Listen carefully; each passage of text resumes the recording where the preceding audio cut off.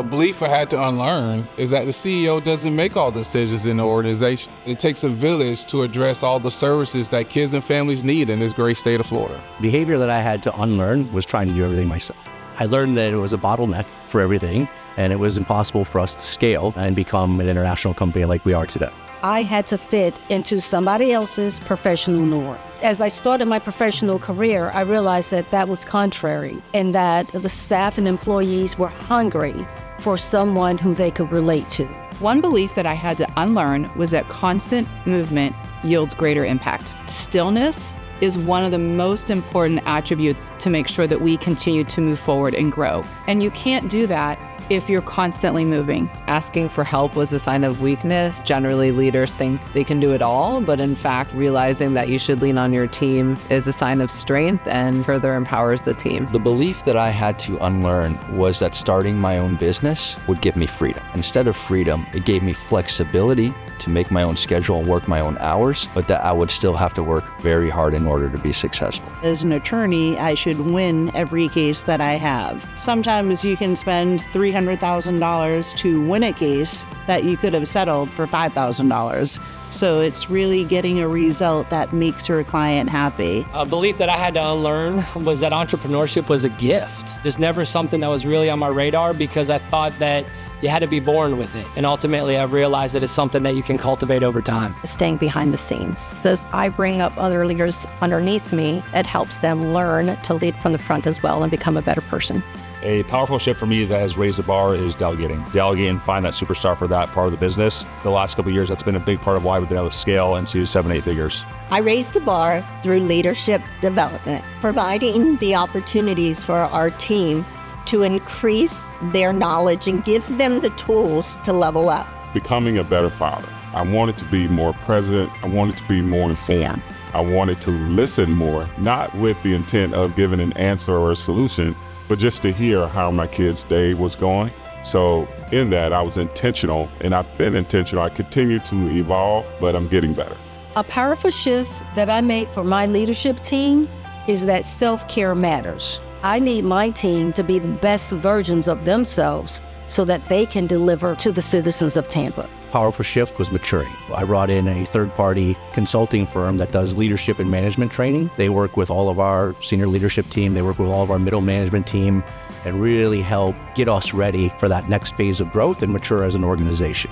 A moment when I saw my leadership empower someone else was when one of my longtime employees came to me and wanted to start their own mortgage company and thanked me for everything that I had provided him, all of the tools to make him feel that this was something he could do.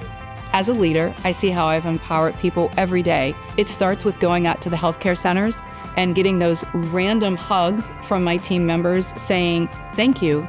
Because of you, I've gone back to school." Or "Thank you. Because of what you said, I've decided to apply for a position in the company." I never know when I'm going to hear or see one of these, and they humble me every single time. So a moment that I empowered someone else was with April Bronson, who is our compliance and office manager. I had quite an amazing health scare that changed my life forever. I had an emergency triple bypass that came out of nowhere. She handled everything perfectly. Clients were not aware. Operations ran as if they did when I was there the day before. That was a direct result of April's leadership as she took over during those months of a transition that I was at. A time that I saw my leadership truly empower someone else was when I had mentored one of my team members and I brought her to a high-stakes client meeting. She took over the room, she was confident, and I knew at that moment that my leadership had made a difference. The leadership team going into this new program, they have been able to learn their functions, really create a direction for themselves, and it's empowered them to make decisions and lead their team underneath them as well. I empowered my team by trusting the process. I spent a lot of time interviewing and hiring for that exact reason, letting them go off and then flourish and do what I brought them in for. My favorite motto is no excuses. You're always gonna have challenges, you're always gonna face adversity, but if we keep a positive mindset of how we can actually move through those, go around them, jump over those hurdles, we will actually provide the right quality services to kids and families and the resources that will continue their path to success. My favorite motto is don't be afraid to make waves. Taking risks, speaking up. It's not about the waves that knock you down. It's about how quickly you can float to the top. If you prepare for every possible outcome, you'll never be surprised. That way, when something quote unquote unexpected comes along, you already have a game plan on how to deal with it. My favorite quote is the 4 most dangerous words in investing is this time it's different. The names may be different, the players may be different, but the situation hasn't changed. It's the golden rule. However you want people to show up for you, show up for them. And in doing so, what you have at the end of that is what we call social capital. My favorite motto is to agree to respectfully disagree. You can agree that you have a different position and you can state your position and advocate for your position, but you can do it in a professional manner. Work as though it all depends on me and pray as though it all depends on God. And I got to get behind the ox and plow. I've got to push. I've got to work hard. But ultimately, I know that God's in control. And so long as I'm doing things to honor him and doing it in a way that is respectful of his ways, that he'll take care of it. My favorite motto is everyone is a customer, if not today, tomorrow.